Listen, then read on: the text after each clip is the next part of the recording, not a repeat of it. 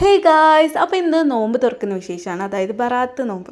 അപ്പോൾ നമ്മൾ നോമ്പ് തുറക്കാൻ വേണ്ടിയിട്ട് ബീഫ് സമൂസയും പിന്നെ മുട്ട മറിച്ചതുമാണ് ഉണ്ടാക്കുന്നത്. അപ്പോൾ നമ്മൾ അതിനുള്ള പ്രിപ്പറേഷൻ തുടങ്ങിയിട്ടോ. അപ്പോൾ നമ്മൾ ആദ്യം സമൂസ ഉണ്ടാക്കുകയാണ്. പിന്നെ ഗൈസ്, മുട്ട മറിച്ച് ഉണ്ടാക്കുന്ന വീഡിയോ എടുക്കാൻ പറ്റിയില്ല, ഓൾറെഡി ഉണ്ടാക്കി വെച്ചു. അതിന് ശേഷം ഞാൻ സമൂസ ഉണ്ടാക്കുന്ന ടൈം ആയപ്പോഴാണ് വന്നത്.